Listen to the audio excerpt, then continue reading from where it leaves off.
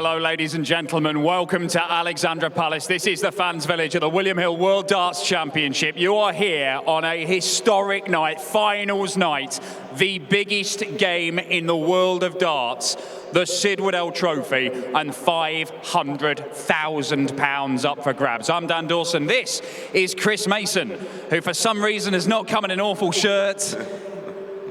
But you look lovely anyway, Mace. We're going to talk you through what is coming up tonight. It is a clash of titans, a repeat of the 2014 final.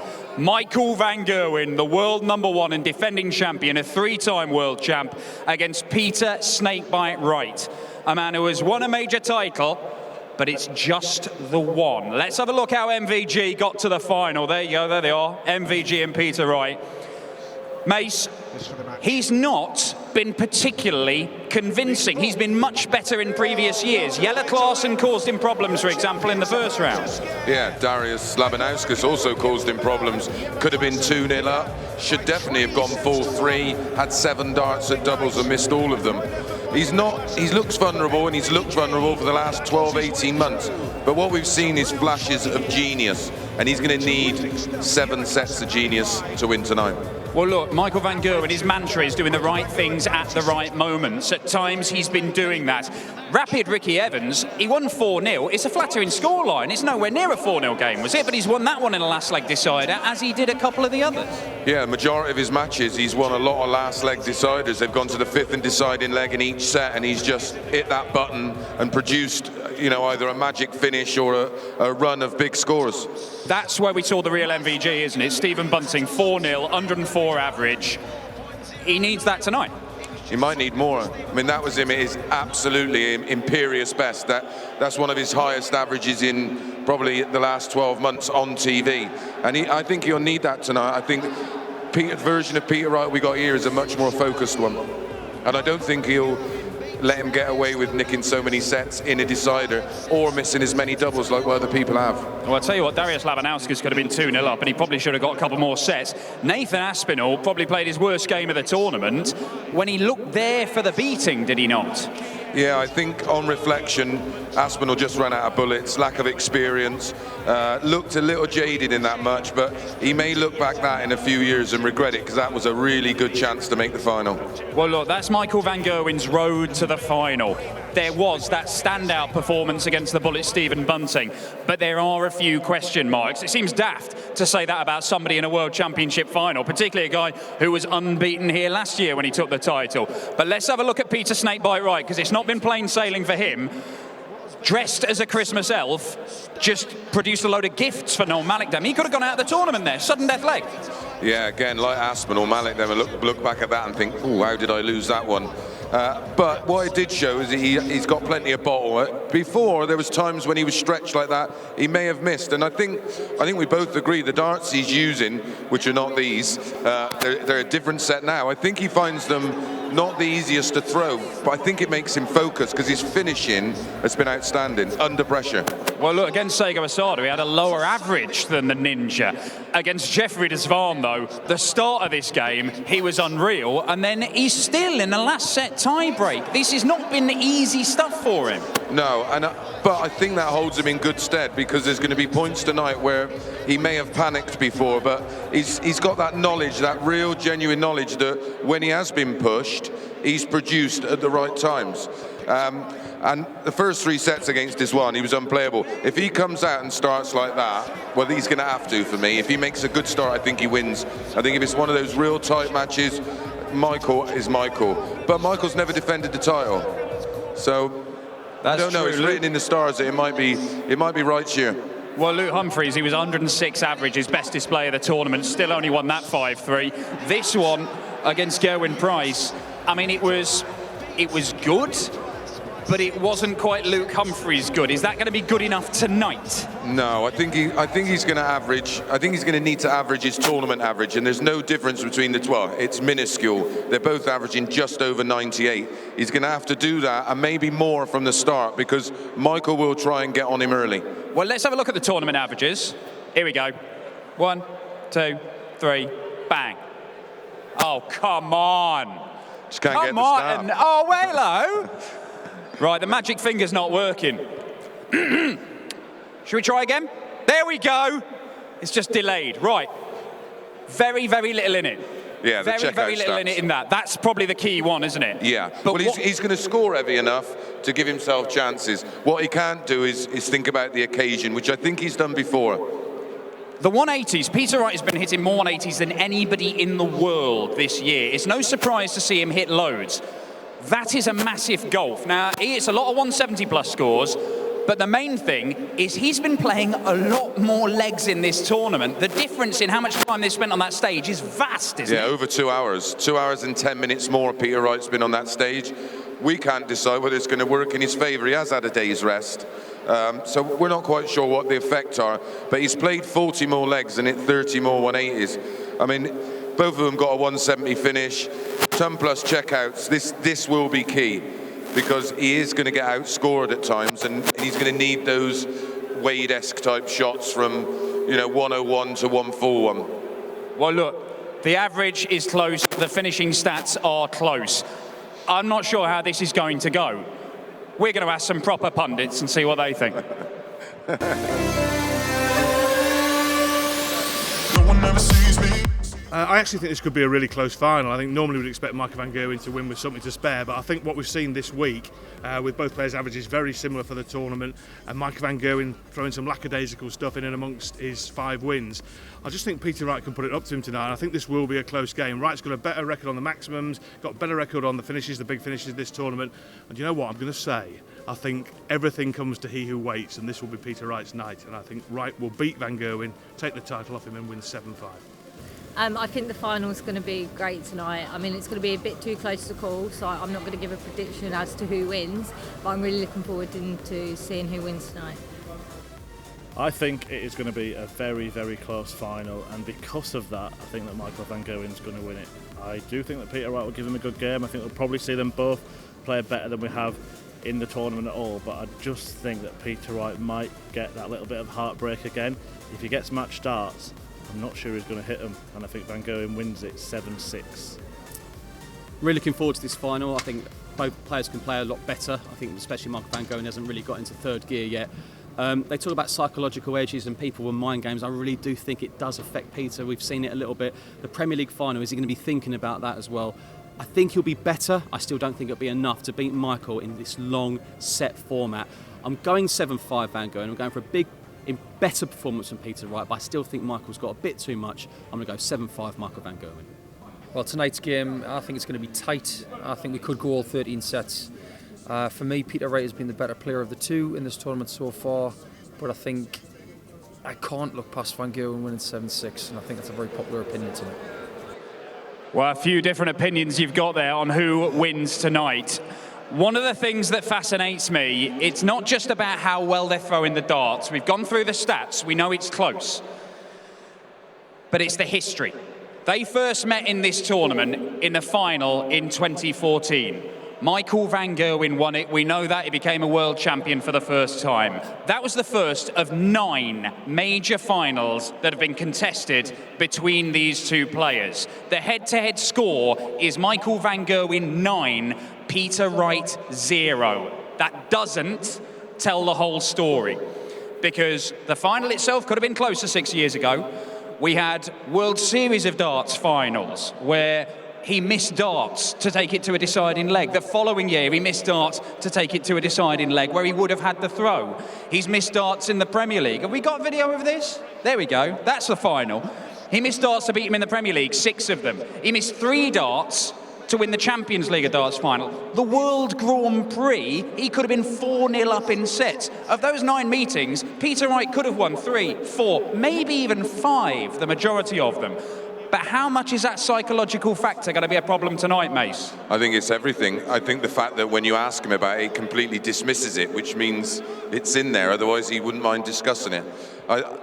It's interesting. Everybody seems to think it's going to be close. If it's close, I got a feeling Wright will win. Like the completely opposite of what people think.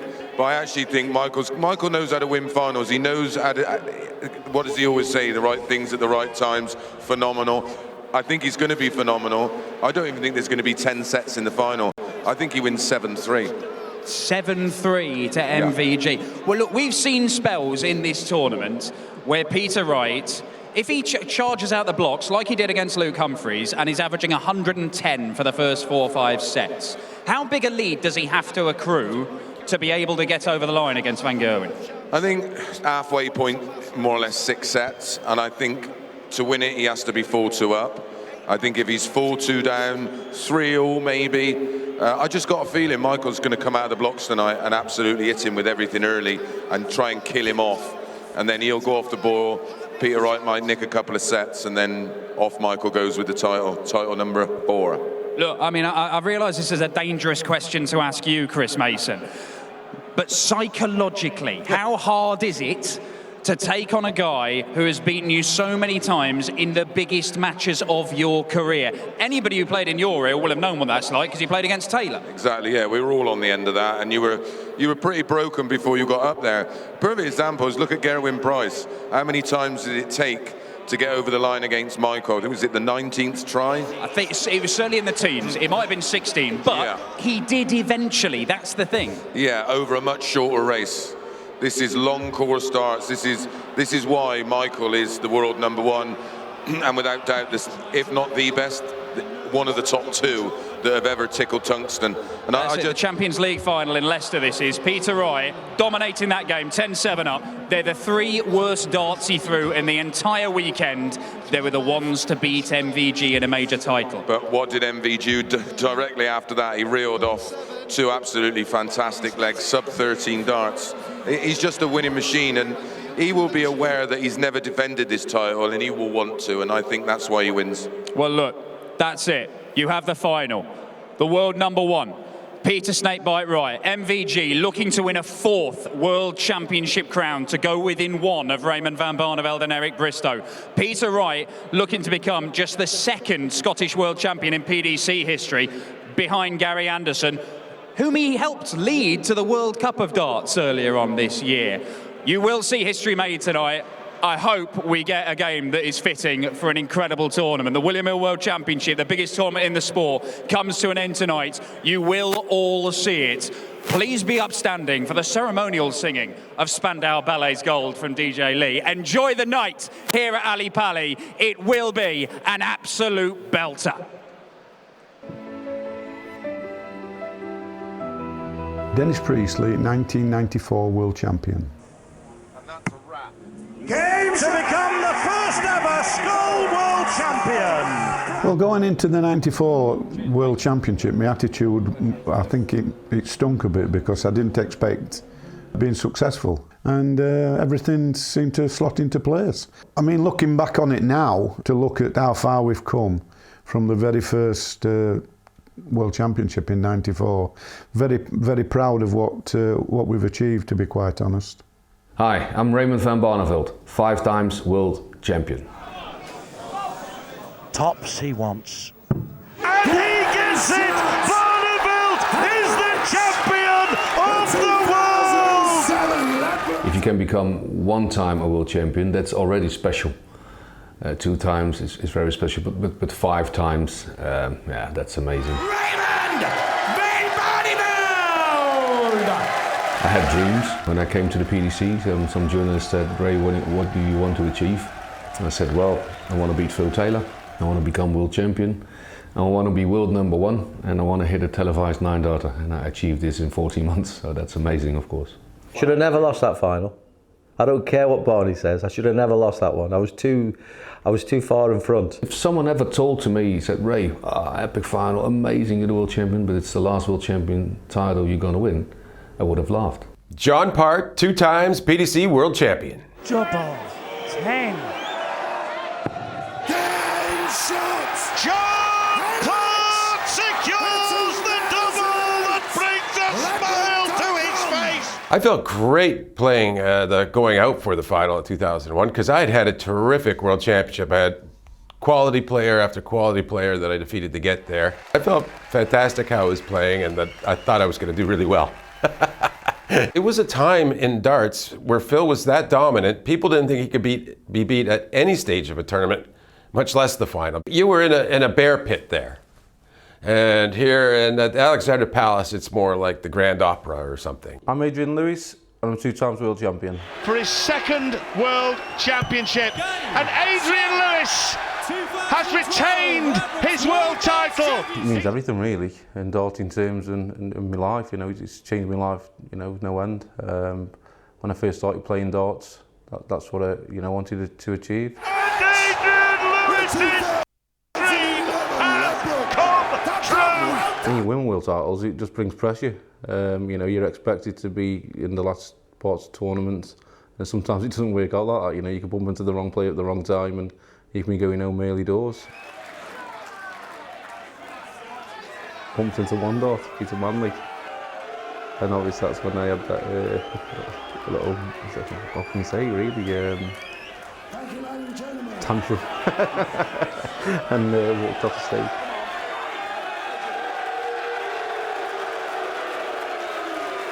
The World Championships is the biggest event. You know, there's nothing even comes close to the World Championships. I'm Phil the Power Taylor, 16 times world champion. Double 16 for the match, and it is world title number 16 for Phil Taylor, and it may well be the sweetest of the lot. I thought I was a bit lucky, I'll be honest with you. I thought he was a better player that day, but he didn't hold his nerve, you know, he missed doubles. I think that was Michael's, again, breakthrough after that. I think after that he just took off. I missed 2 darts to go 5-2 upper sets, and I blew it, and I only can blame myself for that. The greatest flinger of tungsten who ever drew breath. Got me put a biggest smile on my face, Peter Manley. 7-0. And then we played again in the final, and he says, "You'll never beat me 7-0 again." 7-0. Yes, I got you. Rob Cross, 2018 world champion. And Rob Cross, an unknown amateur, little more than a year ago, has beaten the legendary Phil Taylor to win the World Championship at his first attempt. It wasn't till really I beat Michael in the semi, and then I thought I can definitely win this. Rob Cross, in his debut year, is through to the World Championship final. It was amazing to think that it was Phil's last ever game, and it was my first time playing him. So I just wanted to make sure I was as good as what I could be and stuff, and I think I've done that. Against Rob, I felt like I was 3 darts behind him.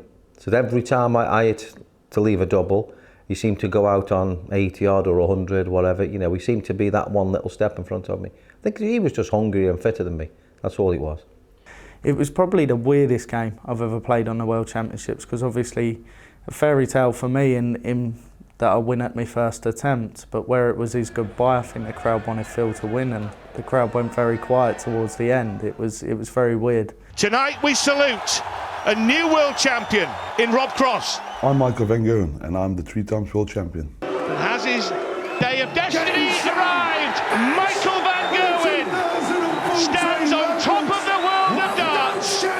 And I know I got a capability to win more, but you still have to do it. And I put so much pressure on myself that you want to win, and you want to show your dominance, but it's not always that easy, and you need to really prepare yourself for that. But I know I can do that. And for the 3rd time, Michael van Gerwen is crowned King of Darts. I think the best game ever, average-wise, in the World Championships was my game against Raymond van Barneveld. He had 109 average on me, I myself at 114. Over such a distance, that's phenomenal. And gives you power, of course, gives you belief, gives you confidence. Michael van Gerwen has waited 3 long years for that magical moment. Gary Anderson, back-to-back world champion. And it's glory, Gary Anderson! I knew it was a final, but there wasn't many nerves. You know, I was having a good laugh with the family and the friends that were there, and it just felt like another tournament, you know. That was it, I'd done it. But I think it was more important that I beat Phil Taylor on that stage. You know, the trophy kind of came second, but you know, I mean, Phil's hammered me so many times on darts, you know, but to beat him on that stage, that was something special. Everything felt fine again. And it was me against my old buddy, Eddie. But we get on great, you know, I love Eddie to bits, and we're always having a laugh and a joke. And but up there, you know, we both want to win. But it was nice to get one over on Eddie. It's the pinnacle of every dart player's ambition. Every player dreams about doing, standing on that stage playing darts. That's it. To be the world #1 and to become a world champion, that's the most important thing, you know. That is the aim, what everyone wants. It's our way in darts of saying, okay, you're it, and you always will be. Will I miss it this year? Yes, I think I will, yeah. I will miss the World Championships this year. That trophy there is everything in the game, really. It's massive. To have their title as world champion, that means a lot to me. It doesn't matter how your year's panned out. If you can have a good World Championships and win that, I mean, that just blows everything else out the water.